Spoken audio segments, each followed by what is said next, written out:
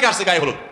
এখন হলুদ তো হলুদ, হলুদের সাথে লাল নীল নাচ গান, তারপর আপনার মিউজিক, হারাম রিলেশন, হারাম আয়োজন, নারী পুরুষের অবাধ মেলামেশা, হাজার অন্যায়ের আপনার বিষয় থাকে। যুবক ভাইরা, বিবাহ জীবনে একবার করবেন, অতএব এই বিয়েটাকে হারাম মুক্ত করার চেষ্টা করবেন ইনশাআল্লাহ। যারা বিয়ে করেন না, নিয়ত করা যাবে না ইনশাআল্লাহ যে আমার বিয়েকে আমি অনাচার মুক্ত করবো। কি মুক্ত করবো? আমার বিয়েতে কোনো হলুদ মরিচ থাকবে না। কি থাকবে না? হলুদ মরিচ থাকুক, রান্নায় থাকুক, কিন্তু গায়ে দেবো না। এবং গায়ে দেওয়ার নাম দিয়া এই সমস্ত অনাচার করবো না। বিয়েকে কেন্দ্র করে হলুদ মরিচের চাইতে আরো বড় অনাচার যেটা হয়, সেটা হলো বিয়ে উপলক্ষে ঝাঁকানাকা গানের আয়োজন। এটা এত জঘন্য অসভ্যতা, এটাকে আমি রীতিমতো অসভ্যতা বলতে চাই। এটা এত ডেঞ্জারাস অসভ্যতা, পশুদের মধ্যেও এরকম নোংরা কাজ, এরকম ন্যাক্কারজনক কাজ কল্পনা করা যায়। আপনার বিয়ে করতেছেন, আপনার অনেক ফুর্তি, আপনি গায়ে হলুদ মরিচ মাখায় লাফালাফি করেন, আপনার দরজা বন্ধ করে, কেউ নিষেধ করতেছে না।